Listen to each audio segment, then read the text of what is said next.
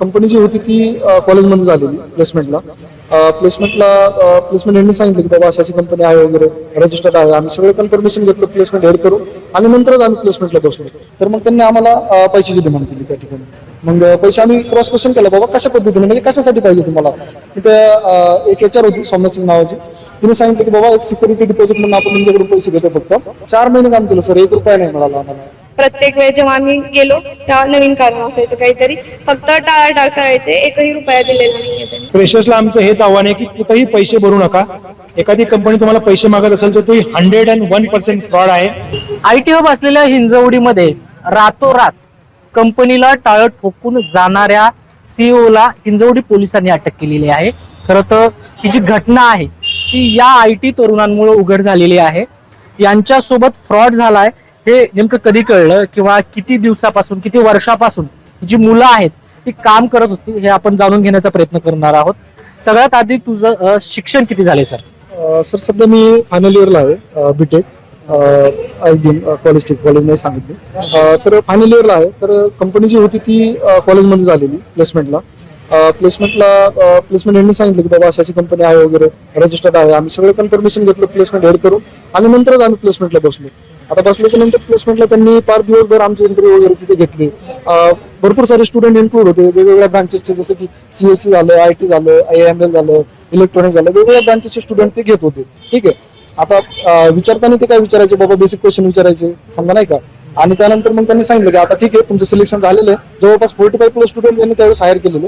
त्यानंतर मग त्यांनी सांगितलं की आता तुम्हाला डॉक्युमेंटेशनसाठी आपल्या ऑफिसला यायला लागेल. ऑफिसचा ऍड्रेस त्यांनी आम्हाला दिला. हिंगवडी फेज 2 विट्रो सर्कल गेरा इम्पेरियम फ्लोर 10. ऑफिस नंबर 1041 समथिंग काहीतरी होतं त्यावेळेस. तर त्यांनी असं सांगितलं. मग आम्ही रिपोर्टिंगला गेलो त्या ठिकाणी. तर मग त्यांनी आम्हाला पैशाची डिमांड केली त्या ठिकाणी. मग पैसे आम्ही क्रॉस क्वेश्चन केला बाबा कशा पद्धतीने म्हणजे कशासाठी पाहिजे तुम्हाला. तिथे एक HR होती सौम्या सिंग नावाची. तिने सांगितलं की बाबा एक सिक्युरिटी डिपॉझिट म्हणून आपण तुमच्याकडून पैसे घेतो. फक्त की याच्या अगोदर आमच्यासोबत फ्रॉड झालेला म्हणे, काही स्टुडंट लॅपटॉप घेऊन पळालेले म्हणे आमचे. तर अशा पद्धतीने मग त्यांनी आमचा ट्रस्ट बिल्ड करून घेतला. मग आम्ही विचारलं बाबा मग ह्या 15,000 दिल्याच्या नंतर पुढे काय. ती बोलली त्याच्या बदल्यामध्ये तुम्हाला लॅपटॉप भेटेल. ॲज अ लॅपटॉपचं सिक्युरिटी डिपॉझिट म्हणून आम्ही तुमच्याकडून हे पैसे घेतोय समजा. ठीक आहे. मग म्हणलो पुढे काय परत आता ठीक आहे डिपॉझिट बी दिलं, पुढे काय. मग त्यांनी सांगितलं 6 महिने तुम्हाला स्टायपेंड भेटेल ॲज अ 15,000 फक्त. आणि त्यानंतर मग तुम्हाला PPO ऑफर केला जाईल बेस्ड ऑन तुमच्या परफॉर्मन्सवर. किती दिवस काम केलंस, किती महिने काम केलंस, किती पगार मिळाला? 4 महिने काम केलं सर, 1 रुपया नाही मिळाला आम्हाला. मग कधी कळलं की तुमची फसवणूक झाली? सर जसं की जानेवारी पासून स्टार्टिंगला सुरुवात केली त्यांनी की बाबा नाही का गोळ्या देण्यास सुरुवात केली की ठीक आहे आम्ही करू. फेब्रुवारीमध्ये 2 महिन्याचं एकत्रित पेमेंट करू. मग मार्चमध्ये सांगितलं परत ह्या 3 महिन्याचं एकत्रित करू. म्हणजे असं नाही का सोमवारी करू मंगळवारी करू अशा हिशोबाने ते सांगत राहिले फक्त कंटिन्यू आम्हाला. आणि अशा पद्धतीने फसवणूक करत राहिले सर. तुझं शिक्षण किती झालं? मी पण BE लास्ट इयरलाच आहे. आणि तुझी निवड कशी करण्यात आली किंवा त्या नोकरीपर्यंत कशी पोहोचली? म्हणजे कॉलेज थ्रूच प्लेसमेंट झालेलं आमचं पण लास्ट इयरला. तर मग आम्ही इंटर्नशिप शोधतच होतो. मग कॉलेज थ्रू कंपनी आलेली. तर मग आम्हाला कॉलेज थ्रू असल्यामुळे ट्रस्टफुल झाला की देऊ शकतो 15,000 रुपये. त्यांनी असं सांगितलेलं की आधीच्या स्टुडंट्सनी त्यांचा लॅपटॉप वगैरे गहाळ केलाय म्हणून मग ते सिक्युरिटी डिपॉझिट. ज्यावेळेस प्लेसमेंटसाठी तू गेलीस किंवा तुझी निवड झाली पगाराबाबतीत काय बोलण्यात आलं होतं? किती पगार पगार म्हणजे 2 महिने बेसिक ट्रेनिंग, तेव्हा पगार नाही भेटणार. बाकीचे उरलेले 4 महिने आहेत ते बघते इव्हॅल्युएशन घेते 2 महिन्यानंतर. आणि जर तुम्ही एलिजिबल असाल तर मग 4 महिने काम देते किंवा मग असं सांगितलेलं. आणि घेतलेलं परत मग 2-3 महिने आम्ही काम केलं, आम्हाला 1ही रुपया भेटलेला नाही. जेव्हा जेव्हा विचारायला जायचो प्रत्येक महिन्यामध्ये, पहिल्या महिन्यामध्ये त्यांची जी उडान डिजिटलची टीम होती सेल्सच्या मॅमनी काहीतरी घोटाळा घातलाय बोलले आणि ऑडिट बसलंय नोएडाच्या ऑफिसवरून. ते क्लेम करायचे की त्यांचं हायर ऑफिस नोएडाला आहे असं. आणि मग ते बोलले की ऑडिट बसले, 1 महिन्यानंतर सगळं क्लिअर झालं की भेटल. दुसऱ्या महिन्यात असं क्लेम केलं की अजितदादा जे होते आपले ते वारलेले. मग ते बोलले की त्यांच्या वेगवेगळी कारणं सांगायची.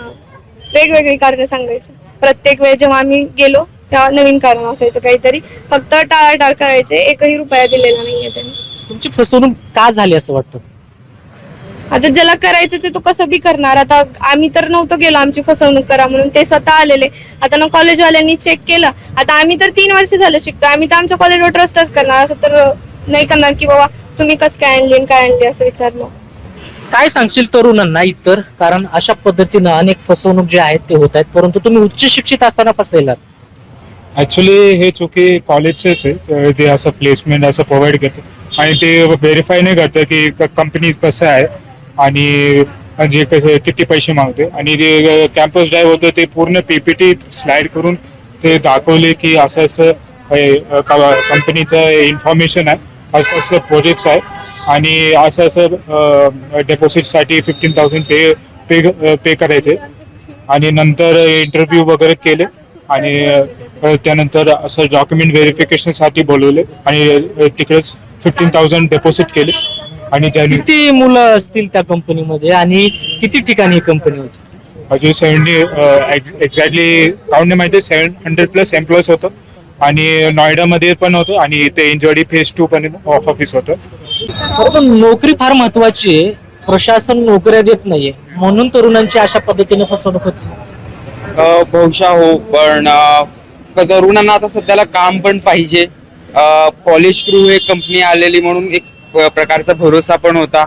आणि सध्याला जे काम मिळतंय ते करायचा प्रयत्न करतो आम्ही. या इंडस्ट्रीमध्ये पण सध्याला जसं कमी ऑपॉर्च्युनिटीज कमी होत चालले, तर त्या आशेने आम्ही पैसे जरी मागतायत आता मिळतंय, जर काम करायला मिळत असेल तर एक एक्सपिरियन्स तरी मिळेल. जरी पीपीओ नाही मिळाला तर ऍटलिस्ट एक इंटर्नशिप कम्प्लीट करू म्हणून या आशेने आम्ही पुढे गेलेलो.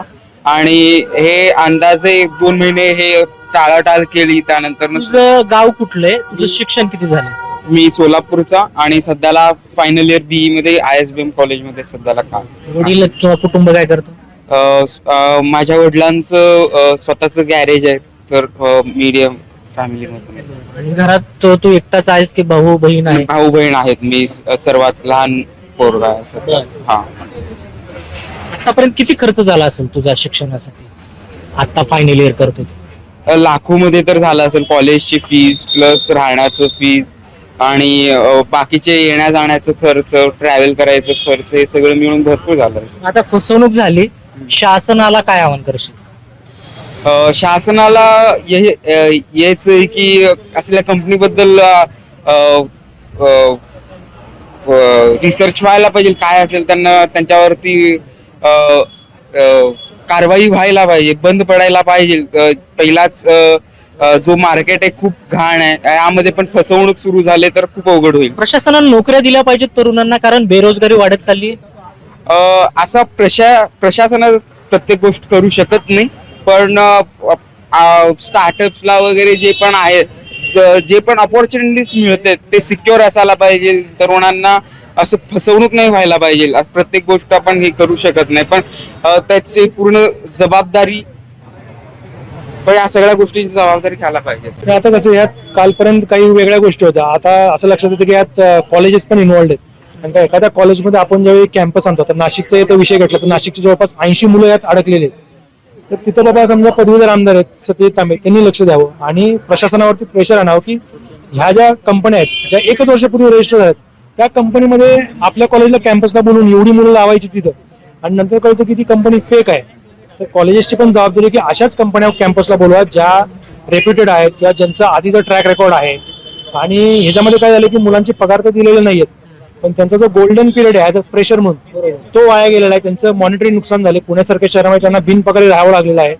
आणि आता इथून पुढे जी त्यांची फ्युचर एम्प्लॉयमेंट आहे, नवीन कुठलाही कंपनी गेला आणि ह्या कंपनीचं काही डॉक्युमेंट लावलं तर ते त्या नवीन कंपनीत पण बॅन होतील. त्यांचं बॅकग्राऊंड व्हेरिफिकेशन मध्ये प्रॉब्लेम नाही.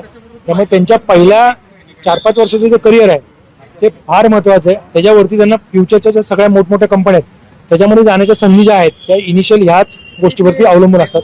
म्हणून सरकारनं फ्रेशर्स वरती लक्ष देणं फार गरजेचं आहे. आणि पुण्यामध्ये आता जो सुळसुळाट चालू आहे त्याच्यावरून असं दिसतं की सरकारने यात काहीच लक्ष दिलेलं नाही आहे. एकीकडे आपण मंदीच्या दिशेनं चाललो, नोकऱ्या जात आहेत, आणि दुसरीकडे जे नवीन तरुण आहेत जे ITI अभियंत आहेत त्यांची अशा पद्धतीने फसवणूक होती.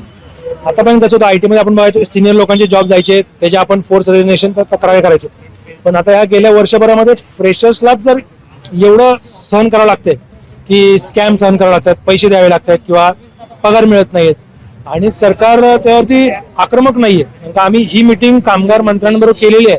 आकाश पुणकर साहेबांना जाऊन आम्ही अपडेट दिलेलं आहे, पुण्याच्या लेबर कमिशनरला दिलेलं आहे, महाराष्ट्रातल्या सगळ्या कामगार सेक्रेटरीला आम्ही अपडेट दिलेलं आहे, शंकरशेठ जगताप यांनी तो विधानसभेमध्ये विषय लावून धरलेला आहे. थेट म्हणणं आहे का सरकार या गोष्टींना सिरियस घेत नाहीये? आणि जर हा सुळसुळाट चालू आहे म्हणजेच सरकारनं सिरियस घेतलेलं नाही. कारण का जर आम्ही 6 महिन्यापूर्वी एक स्कॅम उघडकीस आणला होता, त्याचा ओनर अटकेत गेला, त्यानंतर 2-3 आले, तर आजच्या घडीला जर नवीन मुलांवर स्कॅम होते याचा अर्थ असा आहे की हे लोक अजून बाहेर आहेत आणि सरकारनं म्हणावं तितकं जे लक्ष दिलं पाहिजे आणि सगळा स्कॅम थांबवायला पाहिजे. त्यांनी एक सर्वे करावा आणि पुण्यामध्ये अशा किती कंपन्या रजिस्टर्ड आहेत किंवा ज्या कॉलेजेस आहेत त्यांच्यामध्ये किती कंपन्या अशा जातात, हा जोपर्यंत डेटा पॉईंट ते कलेक्ट करत नाहीत तोपर्यंत ते या गोष्टीला मार्गी म्हणजे थांबवू शकत नाही. आणि आम्हाला हीच रिक्वेस्ट आहे की सीएम साहेब असतील, कामगार मंत्री असतील, त्यांनी महाराष्ट्रातून आपण जॉब स्कॅम हद्दपार करू अशी ग्वाही त्यांनी आम्हाला द्यावी. आयटी मध्ये तुमचा अनुभव जो आहे तो खूप दांडगा आहे. असे जे फ्रेशर्स तरुण आहेत त्यांना काय आव्हान करा? फ्रेशर्सला आमचं हेच आव्हान आहे की कुठेही पैसे भरू नका. एखादी कंपनी तुम्हाला पैसे मागत असेल तर ती 101% फ्रॉड आहे. आणि ज्या कंपनीचं आपलं ऑफर लेटर येते त्या कंपनीची माहिती गोळा करायची, स्वतः माहिती गोळा करायची. आता इंटरनेटवरती सगळ्या गोष्टी उपलब्ध आहेत. त्या कंपनीच्या आधीचे क्लायंट कोण आहेत बघायचे, तुमच्या कॉलेजची आधीची मुलं तिथं कोण आहेत, ह्या गोष्टीचा सारासार विचार करायचा. मी 2004 ला इन्फोसिसला लागलो होतो, पण 2004 मध्ये सुद्धा आम्ही सर्च काय केलं होतं, कंपनीमध्ये इंटरव्ह्यूला काय विचारतात, कंपनीची एक्झामचं स्वरूप काय आहे आणि तिथं आमच्यातले कोण आधीचे आहेत, ह्या सगळी माहिती आम्ही घेतली होती आणि आम्ही त्या इंटरव्ह्यूला सामोरं गेलो होतो. तर मुलांनी पण आता त्याच पद्धतीने तयारी करायची. आता 20 वर्षांनंतर तुम्हाला त्या कंपनीचा सगळा कच्चा चिट्टा ऑनलाईन मिळणार आहे. तर तुम्ही कुठलंही दुसऱ्यावरती अवलंबून न राहता स्वतः कंपन्या सर्च करायच्या आणि कंपनी फ्रॉड आहे का नाही ते कंपनीच्या बरोबर एक नाव टाका, थिंक टेक फ्रॉड, तुम्हाला लगेच आमच्या पोस्ट दिसणारच आहे. त्यामुळे मुलांनी थोडं सर्च करणं गरजेचं आहे आणि कॉलेजची तर जबाबदारीच आहे की अशा कंपन्या त्यांच्या कॉलेजमध्ये आल्याही नाही पाहिजे. तर आयटी हब असलेल्या हिंजवडीमध्ये अनेक तरुणांची जी फसवणूक आहे ती झालेली आहे. खरं तर याला जबाबदार सरकारही आहे आणि तितकंच कॉलेज देखील आहे. कारण त्यांनी या कंपनीला कॉलेजमध्ये बोलावलं होतं आणि त्यानंतर या शेकडो तरुणांना ती नोकरी मिळालेली आहे. 6-6 महिने या तरुणांनी काम केलं आहे. डिपॉझिट म्हणून 15,000 रुपये दिलेले आहेत, परंतु त्यांना एकही रुपया पगार मिळालेला नाही. त्यामुळं सरकारने अशा फ्रॉड कंपनीवरती कारवाई करणं गरजेचं आहे. परंतु या सरकारनं तसं केलं नाही असा जो आरोप आहे तो आता जे नोकरी करतायत आयटी मध्ये त्यांचा आरोप आहे. त्यामुळे सरकारनं अशा गोष्टींकडे गांभीर्यानं बघण्याची गरज आहे. कृष्णा पांचाळ, मुंबई तक, पिंपरी चिंचवड.